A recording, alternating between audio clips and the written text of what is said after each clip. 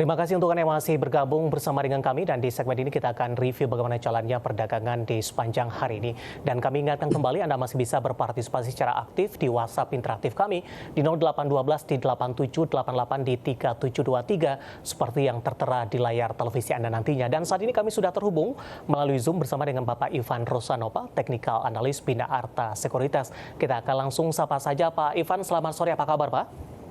Selamat sore Mas David, kabar baik. Terima kasih Pak Ivan sudah meluangkan waktu di IDX Channel, tapi tampaknya kabar kurang baik nih untuk indeks harga saham gabungan. Tepat pada pukul 2 siang tadi, indeks harga saham gabungan langsung turun dalam, posisi saat ini melemah di atas 1% dan semakin menjauhi level 7 ribuan. Secara teknikal, Pak Ivan, bagaimana analisis Anda pelemahan yang cukup dalam terjadi di sepanjang perdagangan hari ini? Oke, secara teknikal memang dari 2 pekan yang lalu saya melihat bahwa IHSG sudah masuk ke fase akhir dari terbentuknya wave A. Namun memang sempat ada ekstensi breakout dari level 7020, sempat mencapai level 7046 ya. Dan akhirnya kalau kita melihat dari indikator MACD juga sudah mulai melemah, ada divergence di situ. Dan akhirnya memang di hari ini dengan berbagai sentimen yang ada, IHSG harus memulai suatu fase koreksi yang kemungkinan masih akan berlanjut di pekan ini. Seperti itu kira-kira gambaran Mas David. Baik, dari sisi sentimen sebenarnya apa yang dikhawatirkan oleh para pelaku pasar terkait dengan pelemahan dalam yang terjadi, terutama di 2 jam jelang penutupan perdagangan di sesi kedua hari ini? Oke, kalau terkait sentimen mungkin yang pertama itu sejak dari 2 pekan lalu itu arah dari saham sektor perbankan sendiri ini memang sudah mulai ada gelagat koreksi seperti itu. Dan sejak itu memang pergerakan kenaikan dari IHSG ini cenderung ditopang oleh saham-saham sektor energi seperti yang berbasis oil dan juga coal, di mana per hari ini atau kemarin itu memang harga oil memang mulai mengalami koreksi dan kemungkinan memang bisa disusul oleh harga coal karena memang 2 komoditas ini sudah mengalami rally yang cukup tinggi ya. Dan kalau kita lihat dari saham-saham sektor terkait, saham-saham batubara dan minyak itu memang terlihat sudah mulai ada tanda-tanda awal koreksi, sehingga ini mungkin bisa dipertimbangkan bagi investor untuk bisa mulai mengurangi posisi untuk mengambil kesempatan lagi nanti ketika sudah IHSG sudah mulai bottoming atau tren dari harga komoditas itu sendiri juga sudah mulai membaik. Kira-kira seperti itu Mas Dewi. Baik, dari sisi bottoming, level berapa yang bisa diperhatikan dalam hal ini Pak Ivan? Sorry, apa? Dari sisi bottoming yang sudah Anda sebutkan tadi, menunggu posisi bottoming level berapa yang bisa diperhatikan oleh para investor?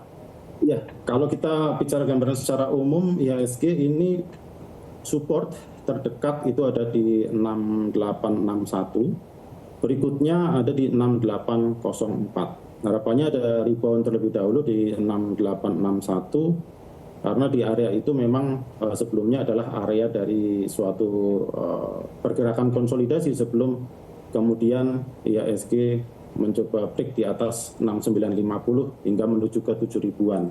Kira-kira 2 level ini nanti yang bisa diperhatikan sebagai patokan ketika mau masuk kembali ke saham-saham yang bisa atau biasa dikoleksi oleh para pelaku pasar, kira-kira seperti itu. Pak Ivan, saya coba balik lagi ke teknikal. Koreksi dalam di atas 1%, ini sudah cukup lama tidak dialami oleh indeks harga saham gabungan. Namun hari ini posisi ini terjadi begitu. Apakah ini sudah diprediksi sebelumnya atau di luar prediksi, Pak Ivan? Iya, dari 2 pekan yang lalu saya memperkirakan memang akan ada koreksi yang cukup besar, tetapi memang tidak serta-merta langsung terjadi pada waktu itu ya, dan baru setelah IHSG mencapai atau mendekati level resisten 7058, kebetulan ada resisten di 7058, dan baru mulai ada koreksi yang cukup dalam di hari ini Mas David. Jadi sebetulnya memang kalau secara teknikal bisa kita lihat ada indikasi terbentuknya suatu pola bearish divergence Kalau kita membandingkan dari pergerakan IHSG atau pergerakan chartnya dengan indikator MACD salah satunya. Kira-kira seperti itu. Baik Pak Ivan, kembali lagi dari sisi strategi Pak, tadi Anda sampaikan supportnya bisa ke 6.800-an. Apa yang harus dilakukan oleh investor di posisi saat ini? Apakah lebih ke wait and see terlebih dahulu, mengingat juga beberapa saham perbankan big cap ini juga mengalami koreksi cukup dalam, kemudian juga beberapa saham di sektor energi yang seperti sudah Anda sebutkan tadi? Iya, kalau untuk strateginya, karena ini masih di awal, mungkin kemungkinan masih berada di awal dari fase koreksi, oleh karena itu bisa mungkin nanti dikurangi terlebih dahulu, posisinya bisa sekitar 1/4, 25 hingga 50% untuk memanfaatkan dana cash yang ada, melakukan buyback di area support, kedua area support tersebut. Tapi jika memang posisi yang sudah atau yang masih dimiliki ini masih cukup kecil seperti itu, sudah mulai take profit di angka IHSG 7.000-an, nanti ada kesempatan untuk kembali masuk memang di angka 6861 hingga 6.800 pada IHSG ya. Baik Pak Ivan, di luar dari proyeksi pergerakan indeks harga saham gabungan, kita akan coba singgung dari sisi sektoral. Ini juga cukup menarik diperhatikan. Ini terkait juga dengan saham teknologi. Di sepanjang sesi pertama tadi ini mengalami penguatan yang cukup signifikan. Meskipun memasuki perdagangan sesi kedua, seiring pelemahan indeks harga saham gabungan, ini saham-saham teknologi sudah berbalik lagi ke zona merah. Ada Gotoh hari ini cukup kokoh bergerak di zona hijau, tapi akhirnya ditutup stagnan di penutupan sesi kedua hari ini. Dari sisi sentimen terlebih dahulu Pak Ivan, bagaimana Anda melihat dampaknya kepada sektor teknologi terkait dengan kebijakan pemerintah terbaru ini? Oke, kalau saya melihat dari pergerakan harga hari ini, memang dampaknya terlihat masih sangat terbatas. Dan kalau secara umum kita melihat dari pergerakan sektor teknologi sendiri, melihat dari chart itu masih belum terlihat adanya atau pembalikan tren karena strukturnya masih bearish, sehingga untuk pelaku pasar sendiri bisa dipertimbangkan bahwa memang seringkali untuk sektor teknologi ini mengalami kenaikan di sesi 1, mungkin kemudian ada tekanan menjelang sesi 2 di tengah tren yang memang masih menurun seperti itu. Sehingga strateginya memang lebih kepada trading jangka pendek atau scalping ya untuk saat ini dibandingkan untuk mempertimbangkan masuk dengan tujuan atau proyeksi posisi jangka panjang. Karena kalau untuk jangka panjang kita mesti harus memastikan bahwa trennya sudah berbalik terlebih dahulu, baru kita akan lebih safe untuk masuk. Artinya posisi penguatan hanya sementara trennya masih bearish, penguatannya masih cukup rapuh begitu Pak Ivan? Iya, sejauh ini memang masih cukup rentan untuk mengalami tekanan lanjutan ya kalau untuk sektor teknologi, karena belum terlihat adanya perubahan struktur dari bearish ke bullish, belum ada tren reversal yang cukup kuat seperti itu. Tapi paling tidak sentimen ini akan memberikan dampak untuk jangka menengah dan jangka panjang tidak Pak? Kalau untuk menengah ke panjang masih ada, bisa kita harapkan ya, karena kita tentu nanti akan melihat dari kinerja emiten itu sendiri apakah kemudian terlihat dampaknya atau tidak seperti itu. Baik, kita akan coba ulas satu dari emiten teknologi, ada Gotoh. Ketika pembalikan arah indeks harga saham gabungan, beberapa saham teknologi ternyata berbalik arah cukup dalam tertekan, tapi Gotoh hari ini mampu bertahan meskipun di penutupan sesi kedua ditutup flat di 87. Analisis Anda untuk Gotoh? Ya, untuk Gotoh sendiri sejauh ini masih cenderung mengalami tekanan mengarah ke daerah support penting di 81, sementara dari capaian harga tertingginya memang berangsur mengalami pelemahan ya. Dari kita lihat di tanggal 7 September itu sempat mencapai level 99, gagal menembus level 100, kemudian di tanggal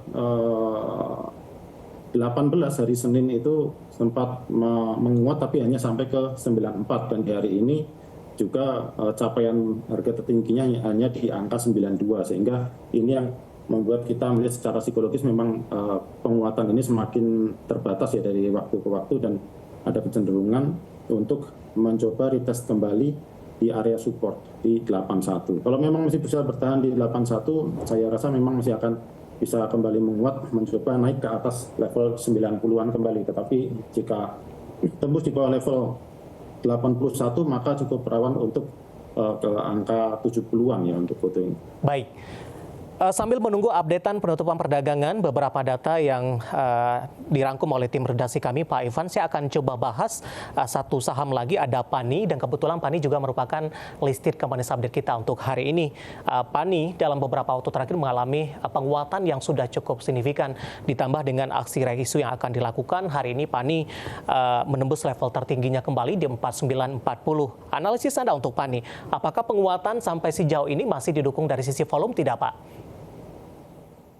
Kalau kita melihat dari sisi volume ini trennya memang mulai mengalami penyusutan atau mulai berkurang ya. Namun kalau secara harga memang masih ada potensi untuk kembali menguat.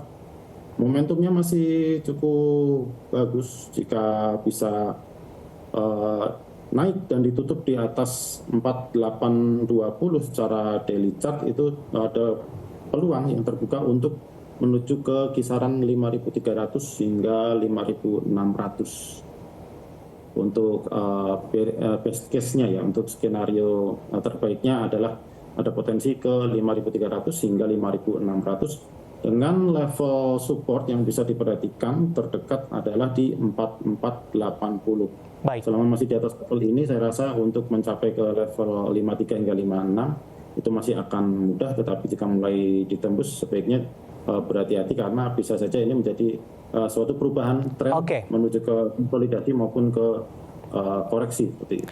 Baik Pak Ivan, kita hold terlebih dahulu. Saya akan sampaikan beberapa data perdagangan yang berhasil dihimpun oleh tim redaksi kami dan update penutupan perdagangan di sesi kedua hari ini. Di mana pemirsa, indeks harga saham gabungan di penutupan sesi kedua hari ini masih melemah dalam, melemah di 1,07% dan ditutup di level 6.923.800. Level terendah hari ini di 6.913.817 dan level tertinggi di 7.019.552. Dan selanjutnya kita akan coba lihat beberapa data perdagangan lainnya yang berhasil dihimpun oleh tim redaksi kami. Langsung saja kita ke grafis yang pertama. Kita akan coba lihat updatean penutupan beberapa indeks lainnya pemirsa. Dapat Anda saksikan juga grafis di layar televisi Anda. Di antaranya MENSI 36 hari ini tertekan cukup dalam di 1,13%, begitu juga dengan Jakarta Islamic Index melemah di 1,37%, LQ45 juga melemah di 1,09%, seiring dengan pelemahan indeks harga saham gabungan. Selanjutnya rotasi pergerakan sektoral, konsumsi primer ini menguat di 0,58%, teknologi tampaknya penguatannya mengalami penyusutan di 0,27%, energi hari ini mengalami pelemahan yang cukup dalam di 2,58%, disusul oleh barang baku tertekan di 2,53%. Selanjutnya kita akan coba lihat saham-saham yang mengalami penguatan signifikan hari ini di tengah pelemahan dalam indeks harga saham gabungan yang masuk ke dalam deretan top gainers pemirsa. Ada PANI, baru saja kita ulas tadi, menguat di 4.720, CEPIN juga menguat di 5.375, TCPI menguat di 8.825, dan DOOH menguat di level 98. Terakhir, saham-saham yang mengalami pelemahan yang cukup dalam dan menjadi pemberat dari perbankan Big Cap ada BBRI tertekan dalam ke 5.200, PGEO hari ini juga melemah, tadi pelemahannya sempat di atas 8% di 1.485, Medco hari ini juga tertekan dalam di 1.515, dan Adaro dari batubara melemah di 2.770, dan semoga bisa menjadi referensi untuk Anda, terutama dalam menghadapi perdagangan di keesokan harinya.